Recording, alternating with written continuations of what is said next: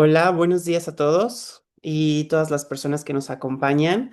Quiero darles la bienvenida a este webinar del dato al bienestar estratégico, enfocado principalmente en cómo convertir la salud de los equipos en decisiones inteligentes.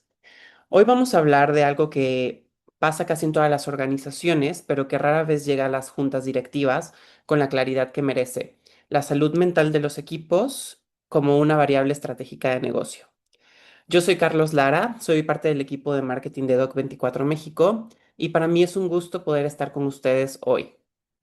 También contamos con la participación de dos especialistas cuya experiencia nos permitirá ver desde ángulos distintos pero también complementarios la importancia de la información en la toma de decisiones de los departamentos de recursos humanos.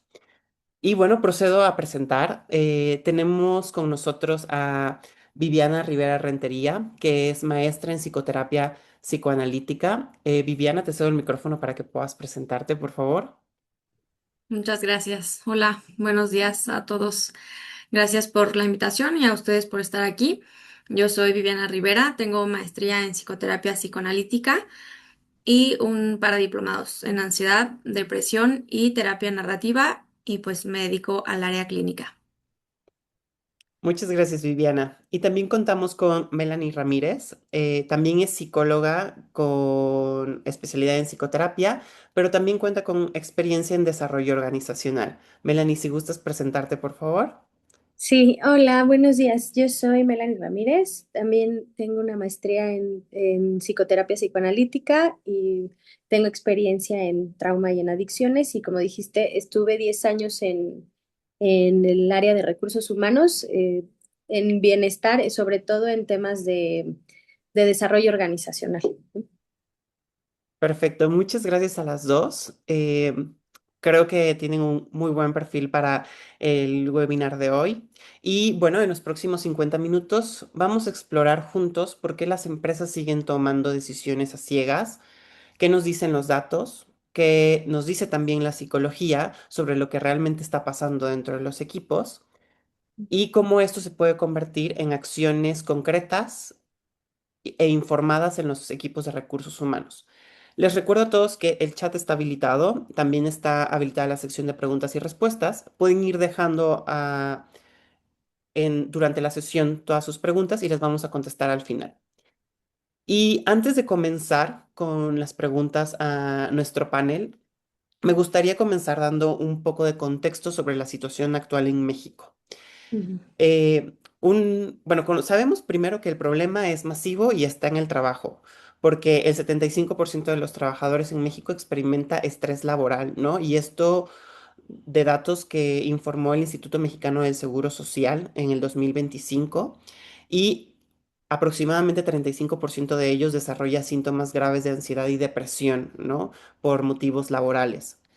También identificamos que las empresas ignoran este problema de manera estructural, ya que solo 3 de cada 10 empresas gestionan de manera integral el bienestar de sus colaboradores y apenas el 12% de los directivos, o sea, uno de cada 10 directivos, se involucra activamente en el diseño de una estrategia de bienestar emocional para sus colaboradores. Y el impacto en productividad es medible también. La Secretaría de Trabajo y Previsión Social ha reportado que el ausentismo relacionado con padecimientos psicológicos ha alcanzado hasta un 30% de pérdida en la productividad. Y con estos datos nos damos cuenta que lo que no se mide no se puede mejorar ni justificar en el negocio. Y paso a la primera pregunta para entender un poquito más del contexto. Igual, Mayra, si me puedes ayudar a quitar la presentación, por favor. Y esta primera pregunta la enfoco a ti, Viviana. Desde tu trabajo clínico con personas que también están insertas en diferentes entornos laborales, ¿qué es lo que más te sorprende de esta brecha entre lo que las organizaciones creen que les pasa a sus equipos y lo que realmente está ocurriendo emocionalmente con ellos? Sí, gracias. Mira, la verdad es que a mí me sorprende bastante que las organizaciones muchas veces pues simplemente no saben lo que sucede emocionalmente con sus colaboradores. Es normal que entre ellos pues sí generen buenas relaciones laborales o incluso de amistad. Sin embargo, suele haber bastante distancia emocional entre la empresa o niveles jerárquicos altos y el cliente interno, porque muchas veces se piensa al trabajador desde la perspectiva laboral y no desde la emocional, en donde se enfocan en las tareas que tienen por realizar, ¿no? Llegar a metas, ser productivos, los objetivos que tienen. Y esta brecha se marca o se acentúa porque el nivel jerárquico alto, pues responde desde esa exigencia de cumplir metas, llegar a objetivos, dejando de lado justamente la vida emocional o la parte emocional del colaborador como si fueran máquinas que van a trabajar cuando la realidad es que pues no es así. Entonces, más allá de tener jefes, es muy importante que las empresas, las organizaciones puedan contar con líderes que creen equipos de trabajo y ambientes amables y emocionalmente seguros para sus colaboradores, sus clientes internos y que el trabajo no sea solo un lugar para ir a cumplir responsabilidades, sino que también en ciertos momentos pueda ser una red de apoyo. Gracias, Viviana, por tu respuesta. Y ahora dirijo otra pregunta para ti, Melanie, Ujú. principalmente enfocado a que tú has estado del otro lado, ¿no? Trabajando en el desarrollo organizacional. Dentro de las áreas de recursos humanos, tomando decisiones, ¿cuál es la conversación que tú consideras o que has visto que nunca sucede entre recursos humanos y las direcciones cuando se habla de salud mental y qué debería suceder?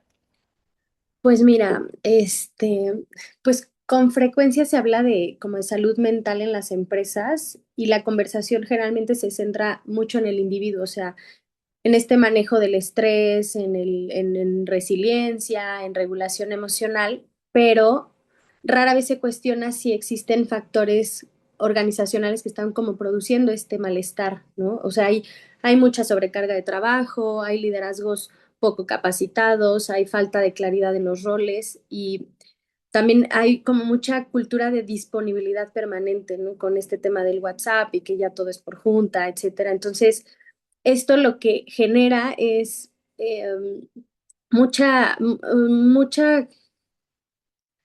mucha inconformidad, ¿no? Hay falta también de autonomía y de participación en todas estas tomas de decisiones. Entonces, aquí la conversación se puede lograr antes de enseñar a las personas a tolerar mejor el estrés, es ver si estamos dispuestos a revisar cuánto estrés estamos generando como organización, ¿no?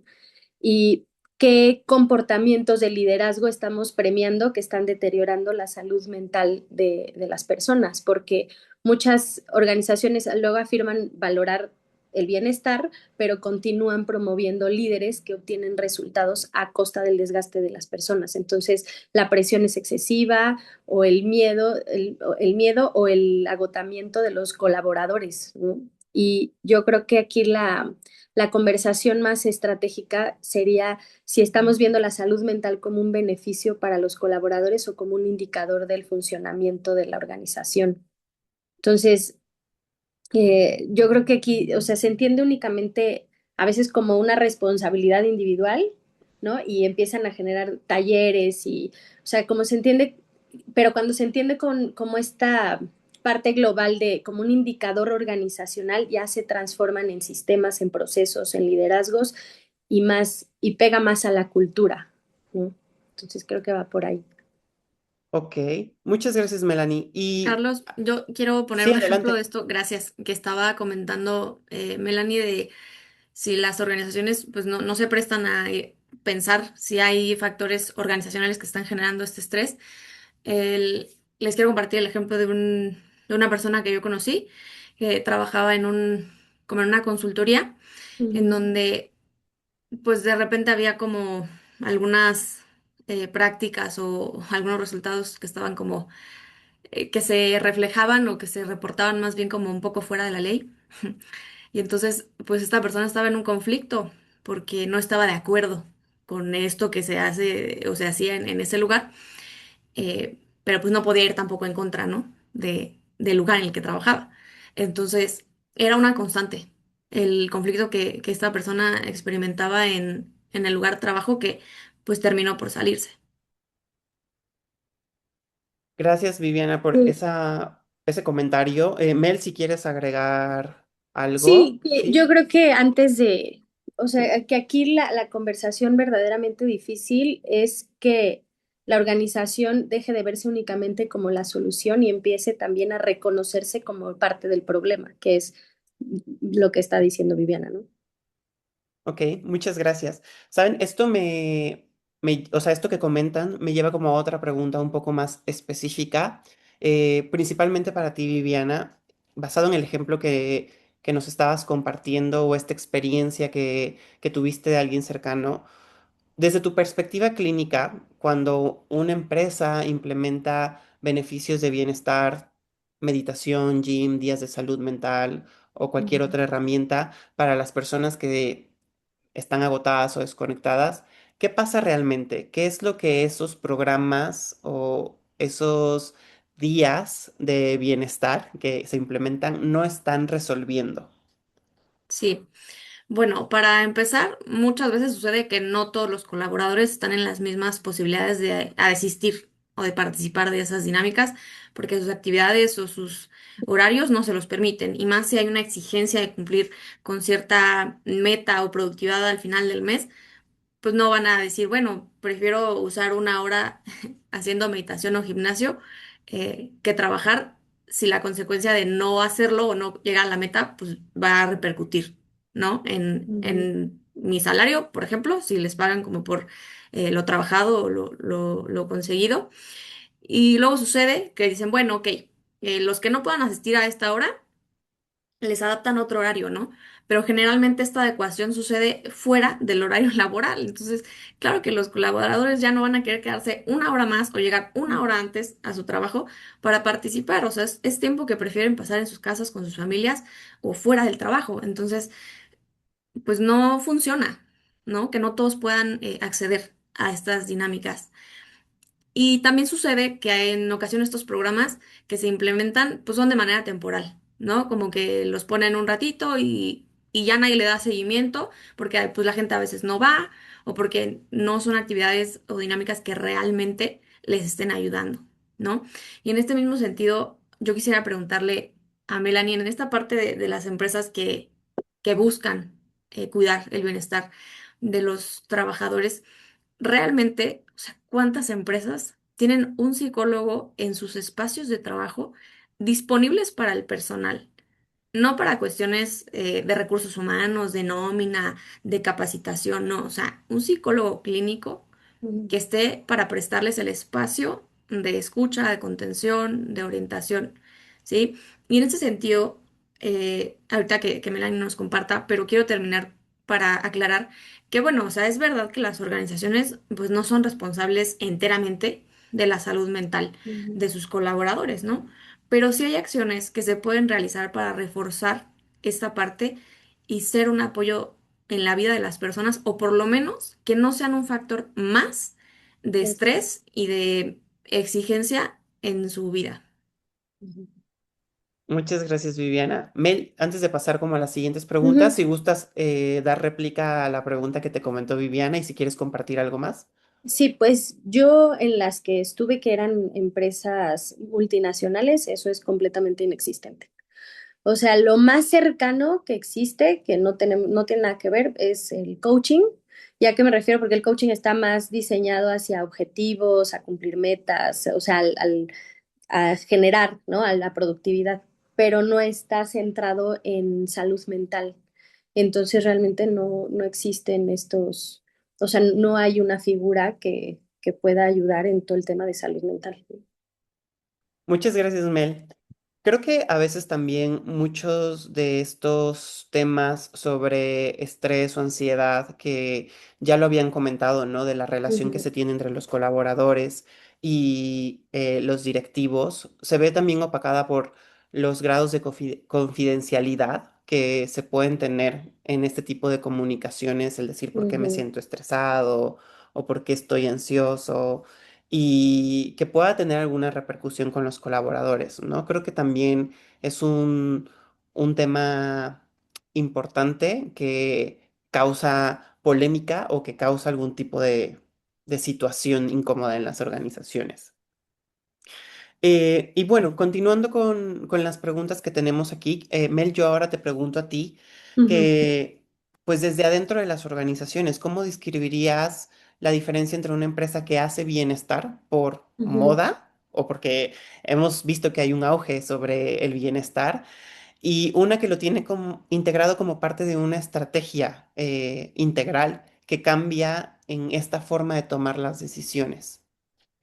Pues creo que la diferencia principal estaría en para qué existe el bienestar dentro de, o Ujú, sea, es ese beneficio, ¿no? Dentro de la organización, porque como dices, a veces es una moda, pero queda muy difuso es una actividad, es un beneficio, es una campaña, y a veces se suele ver reflejado en acciones como, no lo sé, talleres, ¿no? Aislados, ¿no? Charlas ahí de repente sobre salud mental o les ponen frutita en la oficina o yoga, en días temáticos, ¿no? Programas que aparecen cuando hay presión externa, ¿no? Una crisis ujú, o una tendencia, pero realmente la conversación suele centrarse en qué actividades podemos hacer para que la gente se sienta mejor, y ujú. aquí en realidad, o sea, las decisiones estratégicas siguen tomándose igual que es, o sea, si se mantienen cargas excesivas de trabajo, si se premia el presentismo, ¿no? O sea, si los líderes no son evaluados por el impacto que tienen en sus equipos, si la productividad se prioriza, aun cuando genera muchísimo desgaste, entonces suele ser, o sea, en estas organizaciones el bienestar suele ser una responsabilidad de RH, pero no necesariamente de la dirección. Y eso hace toda la diferencia, ¿no? Porque no llega, o sea, todos estos programas pues no llegan hasta allá y no permean realmente en la organización. Yo creo que el bienestar también deja de ser un programa y se convierte más como en un criterio para tomar decisiones. Ahí sería como el punto, ¿no? O sea, Ujú. es cómo afecta esta decisión al desempeño, a la salud psicológica, a la capacidad de las personas para hacer bien su trabajo. Y entonces ya aparece en temas como el diseño de los puestos, ¿no? Esto sí lo llegué a ver, ¿no? Cómo se diseñan los puestos, las cargas de trabajo, el liderazgo, la cultura organizacional, ¿no? Si hay políticas de flexibilidad o no, ¿no? Si hay realmente una planeación y si hay también sistemas como de reconocimiento a la gente, ¿no? Entonces, es realmente ir a lo que realmente cambia en la toma de decisiones. O sea, la diferencia más profunda es que una empresa ve el bienestar como un gasto, o sea, si la empresa ve el bienestar como un gasto o un beneficio, mientras que la otra o sea, lo puede entender como una condición para sostener el negocio, ¿no? Entonces, creo que aquí sería más como cómo se cumple la meta sin comprometer la salud, el compromiso y la permanencia de las personas en ella, ¿no? O sea, la segunda, por ejemplo, mide si sus decisiones están construyendo una organización donde las personas puedan rendir, puedan estar ahí y desarrollarse más a largo plazo. Entonces, creo que aquí sería más como para resumir lo que, o sea, si el bienestar está de moda, se ve, por ejemplo, en el calendario de actividades, pero ya cuando forma parte de la estrategia, se ve en la toma de decisiones desde la dirección y cuando no necesariamente todos están hablando de bienestar, ¿sí? Muchas gracias, Melanie. Viviana, ¿hay algo que quieras agregar hablando sobre el bienestar? ¿Cómo es una moda durante los últimos años? Sí, ¿O como parte de una estrategia tú que lo ves desde la perspectiva clínica? sí, justamente desde que se empezó a implementar esta parte de la norma 035 en México, Ujú, yo creo que tiene buenas intenciones, pero la cuestión aquí, como dice Melanie, no es como quedarse en la aplicación de instrumentos que midan algo y ya. O sea, y yo ya cumplí con la parte de aplicar la encuesta o el cuestionario y ya.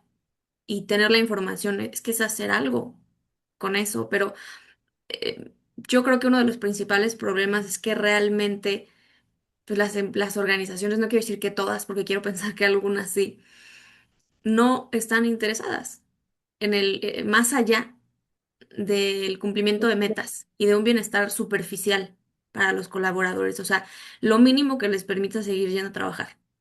Y ya. Muchas gracias, Viviana.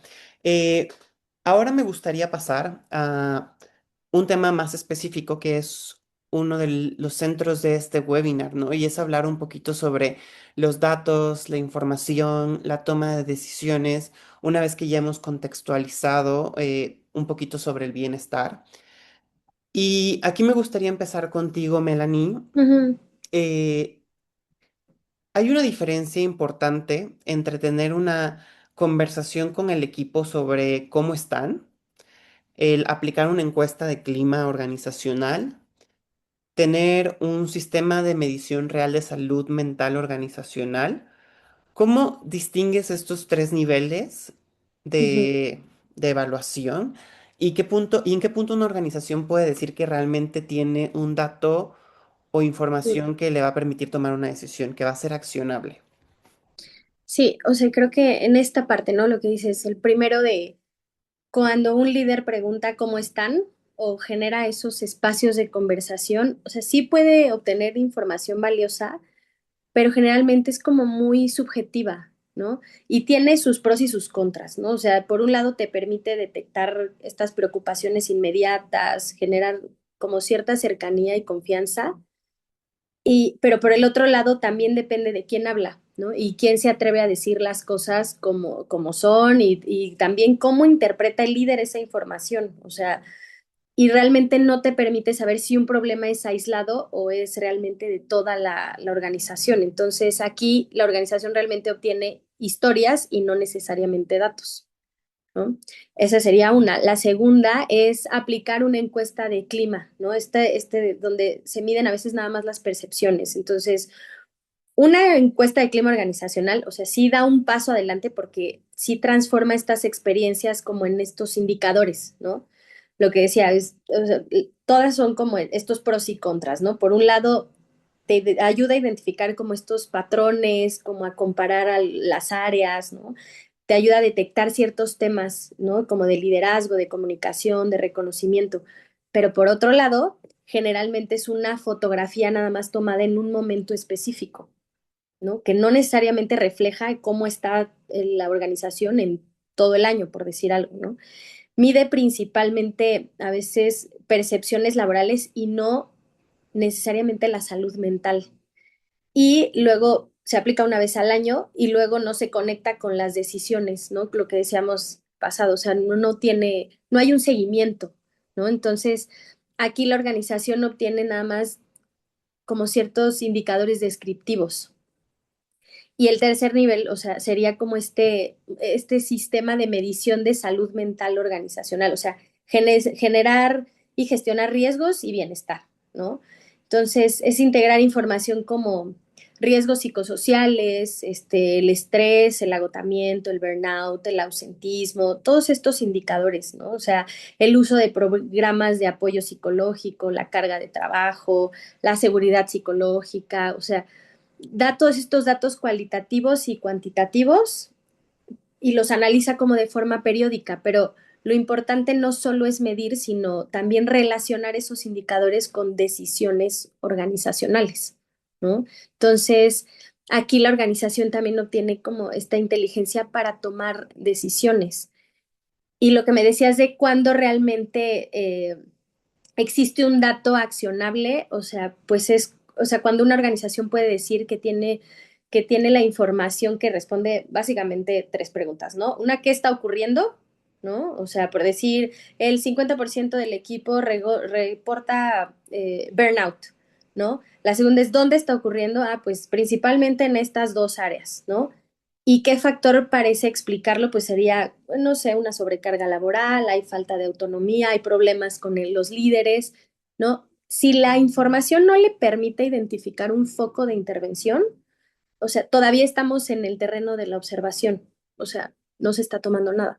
Pero si le permite ya tomar una decisión concreta y como asignar ciertos recursos y evaluar si hubo mejoras, entonces, o sea, darle continuidad, entonces ya estamos hablando de que hay un verdadero sistema de medición. O sea, realmente es una conversación que genera conciencia, ¿no? Es una encuesta, o sea, una encuesta genera indicadores y un sistema de medición genera decisiones. Entonces, la diferencia ahí sería en que el último sí te permite gestionar la salud mental como cualquier otro indicador, pues ya crítico del negocio, ¿no? Muchas gracias por tu respuesta, Melanie. Y aquí me surge otra pregunta.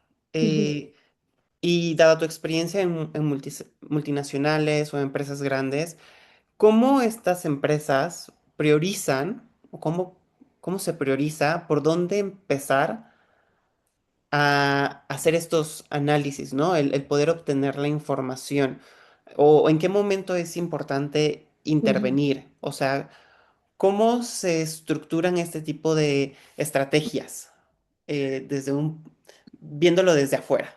Ajá. O sea, pues en mi experiencia, primero había que identificar dónde estaba el mayor riesgo y el mayor impacto para el negocio, ¿no? Porque, bueno, en algunas empresas cuando los recursos ya son más limitados, el error que se hacía muchísimo era como querer intervenir en toda la organización al mismo tiempo. Y la realidad es que entre más te enfoques, o sea, empieces por donde está el problema, puedes tener mejores resultados, ¿no? Entonces, yo creo que sería como analizando indicadores que la empresa ya tenga, como, no sé, lo que decíamos, rotación, ausentismo, accidentes, clima laboral, etcétera. O sea, muchas veces estos datos ya te dicen dónde hay mayor desgaste, ¿no? Entonces, es como importante empezar por ahí y escuchar también qué pasa con esas personas. Y ya los datos más cuantitativos te muestran qué está pasando, pero las conversaciones, evaluaciones nos ayudan a entender por qué están pasando estas cosas. Entonces, si tú tienes identificado el área, digamos, el área crítica, entonces puedo hacer intervenciones como tipo piloto y medir resultados y ya con esa evidencia puedes escalar al resto de la organización. Es como una forma más eficiente de utilizar recursos y de generar más credibilidad, ¿no? Vale, muchas gracias, Melanie, por tu respuesta. Ahora paso con Viviana para hablar un poquito sobre las herramientas, ¿no? Viviana, ¿qué criterios consideras tú que debería cumplir una herramienta o un proceso de evaluación como los que nos comentó Melanie para Ujú. que lo que se está midiendo sea psicológicamente válido y no solo sea una percepción puntual? Entendemos que una percepción puntual es como el líder llega y le pregunta al equipo cómo está, que siempre te van a decir bien. ¿Y qué diferencia una medición que sirve de una que te da una falsa sensación de certeza, ¿no? De información. Sí. Mira, actualmente existen diferentes métodos de evaluación o instrumentos estandarizados con validez y confiabilidad que nos ayudan a obtener esta información. Crear un instrumento desde cero es muy complejo, es muy pesado, requiere toda una serie de métodos de investigación, pruebas, aplicación de las pruebas, los resultados, la estadística. Entonces no es necesario que creemos un instrumento para nuestra empresa porque ya hay algunos que tienen estas dos características, que es la estandarización y la validez, que la primera se refiere a que fue creado y estandarizado siempre con el mismo procedimiento, con la misma aplicación en todas las ocasiones para llegar a que se estandarizara y a que fuera válido. Y la validez es el respaldo psicométrico que garantiza que ese instrumento mide lo que pretende medir. ¿Sí? Entonces, que los resultados pues son confiables en ese sentido y que se están obteniendo resultados que van encaminados, claro, a las características o al tipo de instrumento, ¿no? Y en este sentido hay bueno, tres ejemplos o cuestionarios. Y el primero es la norma oficial mexicana 035 que la verdad está bastante bien, o sea, abarca varios elementos o variantes que pueden arrojar mucha información de lo que está pasando con los colaboradores. Está también el cuestionario de bienestar laboral general, que incluye evaluaciones de afectos, competencias, expectativas y por el otro lado, somatización, desgaste y alienación. También está uno de estrés, que no es específicamente para el trabajo, pero es de estrés general y se puede utilizar también, que es la escala de estrés percibido.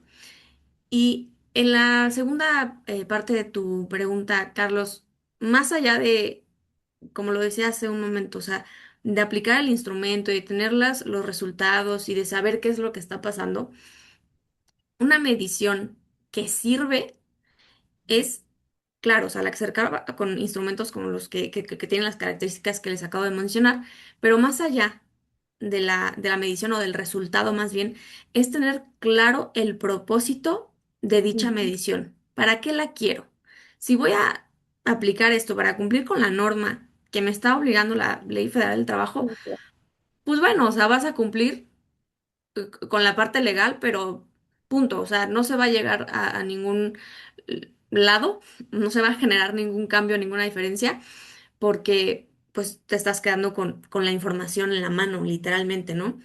Y entonces la diferencia, y nuevamente la medición que sirve, es la que mueve a la organización a saber o a pensar qué es lo que voy a hacer con esta información. ¿Sí? ¿Qué voy a hacer como organización para generar un cambio o marcar una diferencia en los resultados que me está arrojando este instrumento, por ejemplo, en la carga de estrés?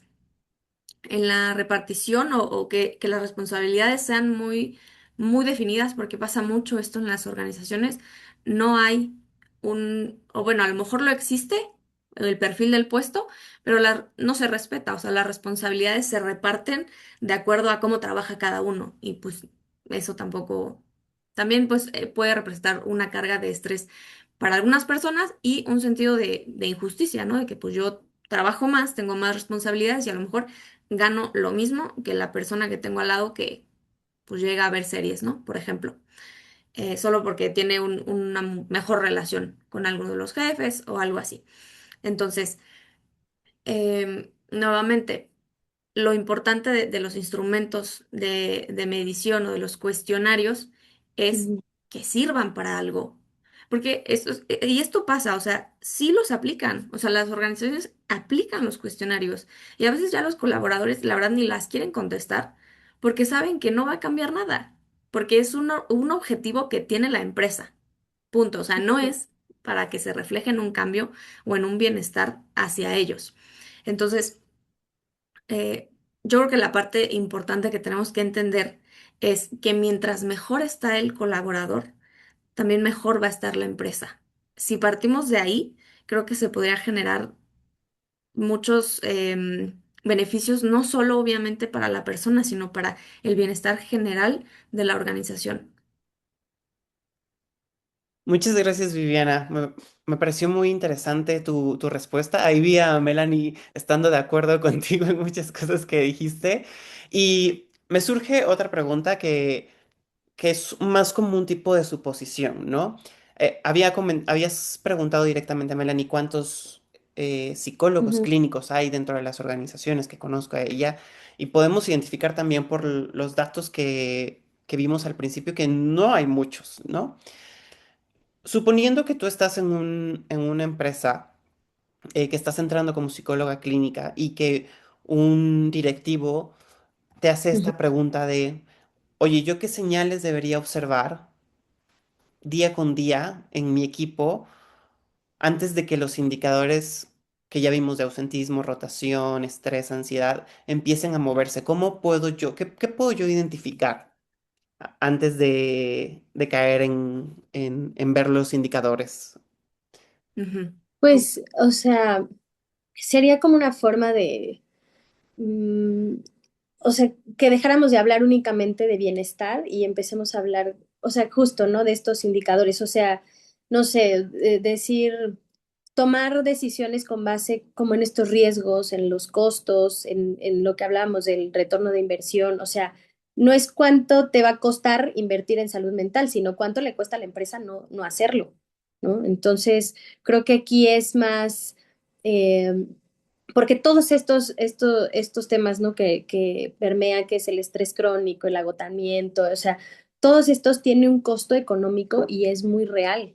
Entonces es empezar a ver que realmente te está afectando, ¿no? Y creo que hay ciertos beneficios que aparecen eh, pues aún como mediano plazo, que también existen indicadores como muy tempranos que te permiten evaluar si una intervención va por buen camino, ¿no? O sea, por ejemplo, estas mejoras en el clima laboral, o sea, si hay reducción de, pues como de esta intención de renuncias, o hay menos renuncias, o hay más compromiso en los equipos, o hay disminución de ciertos factores de riesgo. Entonces, yo creo que es empezar a ver que la salud mental no debería de verse como un gasto, sino como una inversión en la capacidad de la organización para sostener también la productividad, pero también cuidar a las personas al mismo tiempo, ¿no? O sea, y es lo que decíamos, o sea, no necesitan hacer todo de inmediato, pero sí necesitan empezar con datos que prioricen y que midan, ¿no? Y que sepan que la salud mental deja de verse nada más como un beneficio y que se integre, o sea, no nada más ese beneficio adicional o para cumplir la norma, sino que la integren como a la estrategia del negocio, ¿no? Para que ya sus decisiones dejen de basarse nada más en lo que hablamos de percepciones y ya puedan sustentarse en evidencia, que sí la hay. Muchas gracias, Melanie. Viviana, en tu caso, ¿cómo podrías o cuál es tu opinión respecto a esta Sí, sí. pregunta? Gracias. Complementando un poquito la parte que decía Melanie, pero claro, a lo mejor un poquito más enfocado a la parte individual de cada trabajador y que en esta parte yo creo que también por eso es importante que los equipos tengan nuevamente líderes, no jefes. Em, Estos indicadores formales tienen, o sea, antes de llegar a convertirse en un ausentismo como tal, tienen pasos previos. O sea, la gente no nada más falta un día porque sí. Ujú, O sea, falta un día porque ya tenía 3 meses con un agotamiento crónico, por ejemplo. Y entonces es estar observando eso. O sea, el bienestar real de las personas. ¿Cuánto trabajo está teniendo? ¿Se está dando momentos para descansar esos 15 minutos que tienen? ujú, ¿Los está usando para tomar agua, para comer, para distraerse? ¿O no? Está todo el día sentado, todo el turno, sin ni siquiera levantarse al baño. ¿No? Entonces es estar al pendiente también de la gente. O sea, yo sé que a lo mejor están pensando como, bueno, pues ¿quién se va a poner a ver eso? ¿No? En las empresas, ¿quién va a usar su tiempo para ver si el trabajador ya comió, ¿no? O fue al baño. Pero es que es justo eso. Es que el cambio, y obviamente no vamos a estar ujú, atrás de ellos, pues no, claro que no. Pero si yo estoy viendo que tiene 3 semanas llegando y sentándose todo el día y no se levanta y se va más tarde de su hora de salida, bueno, o sea, entonces es que ese es el interés y el bienestar, perdón, el interés en el bienestar del trabajador. Y entonces también ser ese punto de referencia externo que llegue y le diga, oye, este, ya es suficiente por hoy, por ejemplo, o ya comiste, o levántate un rato. ¿Cuántas responsabilidades te estoy dando? Puedes con ellas, necesitas que te ayude, puedo repartir el trabajo con alguien más, ese tipo de cosas. Entonces, es estar atentos, es poner atención, porque el ausentismo, el llegar al burnout, no es de un día para otro, es algo que se va acumulando con el tiempo, entonces tiene pasos previos y no es llegar al problema para solucionarlo, que generalmente pues sucede así, ¿no? Pero lo ideal sería poder prevenirlo, poder estar atentos antes de llegar allá. ¿Sí me explicó? ujú. Sí, muchas gracias, Viviana.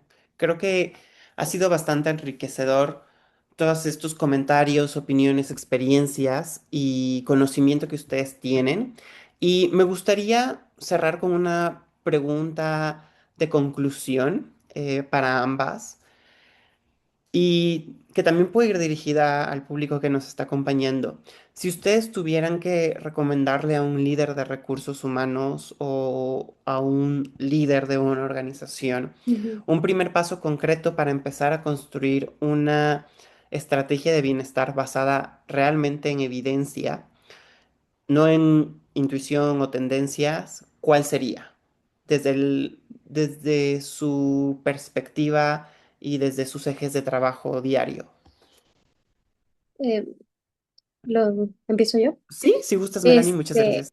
yo creo que más que intervenir, yo entendería qué está ocurriendo realmente, ¿no? O sea, empezaría como construyendo esa línea de identificar de entrada cuáles son los primeros, los factores de riesgo, ¿no? O sea, cómo están viviendo las personas su carga laboral, el apoyo de sus líderes, ¿no? Si hay ese equilibrio entre trabajo y vida personal, ¿no? O sea, lo que decía Viviana del nivel de agotamiento que hay, ¿no? Y entonces sí, ya a partir de esa información, pues ya te es posible empezar a priorizar, ¿no? Porque no todas las organizaciones necesitan lo mismo y cuando los recursos son limitados, los datos te ayudan a decidir dónde una intervención va a tener mayor impacto que en otra. Entonces, yo creo que primero sería, o sea, sí medir, después priorizar y ya después intervenir. O sea, yo creo que haría una diferencia entre eso, o sea, como implementar iniciativas que generen cambios que realmente se van a sostener y no nada más cosas aisladas, o sea, no verlo como hay algo aislado, ¿no? Muchas gracias, Melanie. Viviana, ¿podrías Sí, compartirnos tu respuesta, por favor? gracias. Claro, aparte lo que comenta Melanie es muy importante y yo complementaría esa parte con justo ir cerrando la brecha de comunicación emocional que hay entre la organización y el trabajador, ¿sí? Porque generalmente pues uno entra al trabajo con la emoción, ¿no? De trabajar, de ganar dinero, de aportar, toda esta parte, pero pues es un poco lo que decía la otra vez, no, pues no somos máquinas, ni los colaboradores son máquinas que van a trabajar nada más y que tienen el mismo objetivo que la organización, eh, y ya, no importa lo demás. Pues no, o sea, el día que entendamos que las personas que trabajan son personas que sienten, que sufren, que padecen estrés, que no pueden con todo, que por muy buenos trabajadores que sean, también necesitan descansar, sentirse sí parte de la organización, pero también que importan más allá de un número o de una persona muy eficiente, sino realmente cómo estás, puedes con esta carga de trabajo, te está gustando lo que haces. O sea, es la parte de lo que decía ahorita, o sea, antes de llegar al problema, que generalmente pues ya actuamos cuando el problema ya está, ¿no? Pero esa es la oportunidad que tenemos para pensarlo desde antes. Muchas gracias, Viviana. Y muchas gracias a las dos por esta participación. Me gustaría abrir el espacio de preguntas y respuestas con el público. Eh, Pueden dejar sus preguntas en el apartado de preguntas y respuestas o si no directamente en el chat. Y bueno, aquí tengo una Ujú. que nos compartió alguien.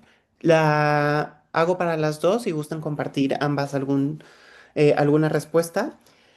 ¿Cómo creen que pueda llegar a impactar la nueva medida de reducción de horas laborales que pasó de 48 a 40 horas? ¿Consideran que la tendencia a tener mayor tiempo libre va a ir creciendo dentro de las organizaciones aquí en México? Sí. Yo, pues, o sea, creo que sí, o sea, sí tiene como ese potencial, ¿no? Pero no creo que por sí sola vaya a garantizar algo, ¿no? O Ujú. sea, si igual lo que decíamos, si una organización simplemente reduce horas, pero te mantiene las mismas cargas de trabajo, las mismas expectativas y la misma presión por los resultados, lo único que hace es comprimir el estrés en menos tiempo. ¿No? Entonces yo creo que tiene que ir en congruencia con todo lo demás. O sea, no es únicamente, no es, sí, sí, no es únicamente cuántas horas se trabajan, sino cómo se organiza ese trabajo y qué tan sostenible es para las personas, ¿no? Entonces, esa es una. Ahora, dice esto de la tendencia de tener mayor tiempo libre, sí, aunque probablemente no ocurra de la misma manera en todas las industrias, ¿no? O sea, pero lo que sí sucede ahora es que las nuevas generaciones valoran cada vez más el equilibrio entre la vida personal y la vida laboral. Entonces, muchas organizaciones ya han descubierto esa flexibilidad también, que también puede ser una ventaja, ¿no? Para atraer y retener el talento, porque ya ahora ya es lo principal, ya no es tanto cuánto vas a ganar o el estatus que te va a dar, sino te va a dejar realmente tener calidad de vida y eso es a lo que responde, ¿no? Muchas gracias, Melanie. Viviana, ¿quieres tú agregar algo, compartir de esta Sí, pues pregunta? nada más, gracias. Complementar esta parte que dice Melanie, el ajuste tiene que ser parejo, o sea, no solo en las horas, Ujú, porque justo, como dice ella, entonces pues no tiene caso, mejor me quedo la hora, hora y media más al día para tener un poquito más de tiempo de poder hacer las cosas con menos estrés o con menos presión. Entonces, en ese sentido, esta reducción nuevamente tiene buenas intenciones, ujú. pero importa cómo se implementa. No es que te dejes salir antes, pero tienes las mismas responsabilidades y las mismas actividades. O sea, tiene que haber un ajuste en esas otras partes también. Y que luego había algunos comentarios, ¿no? De esta medida que decía, pues también voy a ganar menos. O sea, sí, sí, claro que queremos trabajar menos, pero tampoco queremos ganar menos, ¿no? Porque algunos salarios, pues ya de por sí suelen no ser muy buenos. Entonces también esa parte tiene que atenderse. O sea, tiene que ser una medida que se implemente, pero que va a ajustar también las otras partes, no nada más de las menos horas y todo lo demás igual, porque entonces se quedan nuevamente en una buena intención. Sí, Gracias. Adelante, Melanie. nada más Ujú, para añadir algo, o sea, creo que es también la posibilidad de, o sea, no nada más es depender o sea, no nada más depende de la cantidad de tiempo libre que tienen las personas, sino de la calidad de tiempo que viven mientras trabajan y de ujú. la posibilidad que hay real de desconectarse cuando terminan su jornada, porque muchas veces pues, se llevan la chamba al trabajo y no sirve de nada, ¿no? Menos horas en oficina, pero más horas en tu casa. Casa, sí. Sí, claro. Esto tiene que ser algo gradual y que realmente se lleve a cabo, ¿no? Ujú, Como lo que pasó con la ley Silla, que estaba como muy bien en la ujú, cuestión en papel, teórica, pero a la hora de la implementación fue complicado poder aplicarlo, ¿no? Y ujú, más por muchas organizaciones y cómo lo veían. Si alguien más del público tiene alguna otra pregunta, pueden dejarla para poder responderla. Si no, pasamos a cerrar el webinar de hoy. Primero agradeciendo a Viviana y a Melanie por su tiempo, el conocimiento y su honestidad en este espacio y por acompañarnos en este tipo de conversaciones que consideramos que son importantes que se tengan, ¿no? Para darle visibilidad ujú, a que el bienestar no solo es una moda, que es algo que realmente necesitamos y que mientras más informados o información accionable o datos accionables tengamos, más va a funcionar, ¿no? ujú, Agradecemos también a todas las personas presentes. En Doc24 estamos realmente comprometidos en poder generar este tipo de soluciones que promuevan el bienestar y ayuden a los colaboradores. Y no me queda más que agradecer a todos por su participación y por estar aquí con nosotros. Nos vemos en la próxima edición de Webinars de Doc24. Muchas gracias a todos. Gracias. gracias.